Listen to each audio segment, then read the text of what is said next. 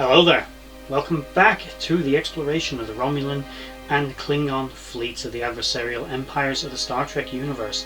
This episode is a slight divergent, but is technically part of the Romulan Empire, and that is the Reman Warbirds. The Reman are arguably a genetic cousin of the Romulans and are offshoots of the Vulcans, who themselves, interestingly, are actually an offshoot from another older species, possibly, making them truly the space elves, as they seem to be ancestors or related to, connected to everything else that's going on in the bloody Milky Way galaxy. Anyway, the Reman are, in their own right, an underestimated people. Although they are used by Romulans as slave labour, they are used as shock troops, disposable soldiers for the Empire, as well as bodyguards.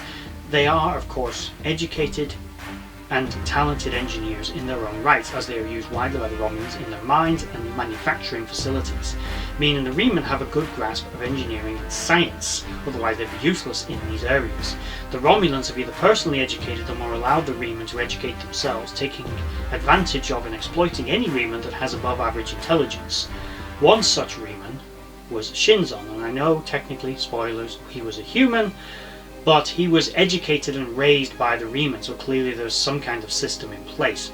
The Reman developed the Warbirds. These are pretty much A to B vessels, and they reflect the way the Reman are seen within the Romulan Empire as a whole, as disposable shock troops. Now, of course, the Scimitar is a very powerful ship. Very powerful. Probably one of the single most powerful ships ever seen in Star Trek as a conventional warship. However, that's like the Defiant and like a few other vessels, that's all it was. This was not a reflection of how the Romulans typically build a starship. Romulans build their vessels more like humans, and although humans will build classic, strict warships, most Starfleet vessels, even the vessels that are built for war, such as the Sovereign class, do serve secondary functions within Starfleet and the wider Federation. Most Starfleet ships, even with have a combat element, but are more like the Intrepid class. They are certainly combat capable, but are not a warship. The Romulans do it the other way around. As standard, they're more like the Sovereign class, where they are combat orientated with secondary functions. The Reman, however, build them purely for war.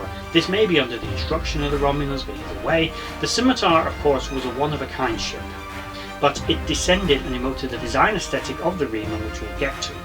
The Scimitar herself was a magnificent ship, huge, heavily armed with 58 disruptor banks, 27 torpedo launchers, and of course the infamous Thaleron generator and the cloaking device that allowed it to not only raise its shields, at least its secondary shields, as the vessel had primary and secondary, but also to fire through its cloak, which was something only seen before to be utilized by the Klingons, specifically General Chang, and also in the Mirror Universe once, but the Mirror Universe is fairly irrelevant.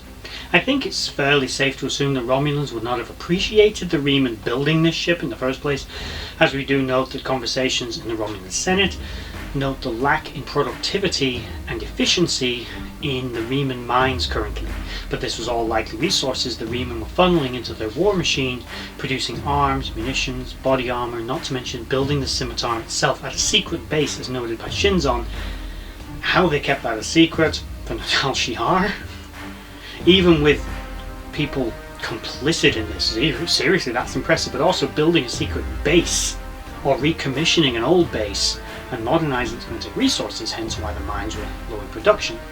And the Scimitar, of course, is a massive ship, displacing a substantial amount of mass. It was 890 meters in length, 1,350 meters wide. It was a maximum warp capability of 9.7, which means for utilizing Romulan tech, it had a very advanced warp propulsion system. It was built sometime up to or during 2379, the year in which it was destroyed in an engagement with two other Romulan warbirds and the USS Enterprise, NCC 1701E. The Scimitar's main sort of showpiece piece of technology, probably meant to intimidate the Romulans into behaving themselves, was the Thaleron generator. Thaleron was a type of radiation that destroys organic tissue completely and turns you to dust, and it kills everything. The Scimitar was equipped with a planetary delivery system, which itself was a marvel of technology, something as small as a starship this size could encompass a planet the size of Earth and kill everything on its surface using the Theolan generator. The only weakness was it took 7 minutes to fully charge to envelop a planet, so I don't know how he intended on actually doing that in orbit of Earth. No matter how powerful the ship is, up against the entire forces of Earth, Starfleet, all the defences, not to mention how it would have to have fought its way there as well, most likely, even with its stealth drive, it would have been very difficult to achieve. I think he was reaching. I think he was making grandiose promises he couldn't really keep, or maybe he had a plan we're just not aware of. Maybe he intended to take his support craft, because he definitely would have needed additional ships, whether that be Romulan Warbirds, other vessels, or possibly other Reman ships, which we will get to. We are delving into beta canon. But because of the size of the ship, technical capability, the fact that Reman knew how to build it, and the fact that it doesn't look like a traditional Romulan Warbird tells me, although the Reman were likely involved in the building, construction and production of the Romulan Warbirds, say the Derelict class, you tend to build what you know as an engineer. So the Reman didn't build just some variant of a Warbird. They built their own Warbird, same combat concept, but a completely different design aesthetic. This implies a different design lineage. Now, as I said, Romulan vessels were more versatile. This ship was more basic. Despite its power, it was a very, very simplistic vessel. All of its functions went to its combat systems, and for a ship of that size, that was a lot of combat systems. Now, there are beta canon Reman Warbirds that appear after this, and we can assume before. These Warbirds, that are again unnamed, engage in combat with the Romulans as they're in the form of the Reman Free State that have been formed. After the destruction of Romulus, they also would engage the Narada and the Enterprise E. These Warbirds were substantially smaller and less powerful than the Scimitar, and quite frankly, I don't know if they exist in Alpha Canon, but I'm going to assume, as none of the events in the Beta Canon sources contradict Alpha Canon, and some of the sources also come from things like the Countdown comic books that I believe are one of the rare instances of Star Trek novelizations and comics being considered canon, these vessels did exist. Now, their capabilities are unknown, but they would have been armed with the same sort of weaponry as the Scimitar, just less of it. Disruptors, photon torpedoes, things of that nature. We can also assume, like the Scimitar, they were relatively A to B. There is also some beta canon sources for a Reman bird of prey, which had 6 forward-facing torpedo launchers, but that one is probably more in the realm of Delta canon. I think it may even be a fan design. So I'm not going to include it as one of the ships they definitely had, but they definitely did have these other battle cruisers, these other types of warbird at their disposal. Whether they took the form we see in the comics, we can only assume that they did, and I'm going to continue to assume that they did because it makes sense.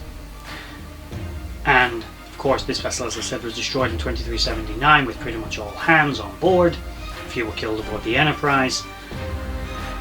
The ship, though, was a marvel of technical engineering, and I think everyone is hoping the Romulans didn't manage to maintain the level of technology that went into it. Exactly where the cloaking technology came from for this ship is never fully explained, which is one of the weaknesses of Star Trek Nemesis, which is it's because although the continuity has finally crawled forward in Star Trek Picard, and we have had much more interaction with the Romulan Free State, we still don't know their full capabilities or where this technology originated. Did it come from the Dominion? Was it reverse engineered Borg tech? Was it something the Reman had but managed to keep quiet from the Romulans? Was it something the Tal Shiar were experimenting with but for whatever reason deemed it a failure?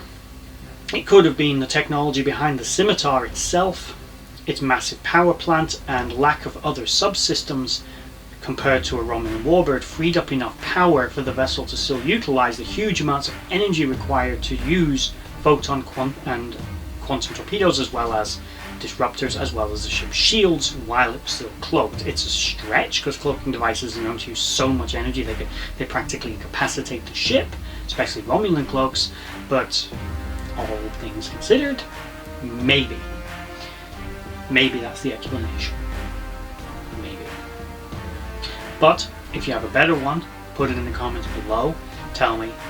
And again, similar to me with about the Valdor, this time not so much about Star Trek Nemesis, Give me some feedback on the Scimitar. Where do you fall on it? I think it is, like, as I said in that video, all the ships in Star Trek Nemesis I think are glorious. I really love the addition of the Reman, as it fleshes out the Romulan Empire a little bit. It shows one of the subjugated species and how they are utilised by the Romulans, and how complex the Romulan political system is, that even these subjugated slaves can still become leaders amongst the Romulans, which is reminiscent, as many things about the Romulan Empire are based in ancient Rome. Many Roman emperors were not Roman. Emperor Hadrian, being a very famous example, was actually of Hispanic descent. Now, I know if anyone watches this as a historian, they're probably going to want to tell me all the details about that and how he was actually part Roman. And I know. I love history. I actually have another channel called Nerdled History. Please check it out. It's linked in the description below. I do know. I'm just saying, you didn't have to be Roman to become a Roman emperor. So, the Romulans reflect that, as their empire is generally modelled on the Roman Empire. I've gone off on a tangent now, so I'm going to bring this video to an end. And as I said, let me know in the comments below your impression of the Scimitar, the Reman in general, and about Shinzon, because I think he did it's an underrated performance by a very good actor who was early in his career and was having to stand toe to toe with the Shakespearean, the glorious Patrick Stewart.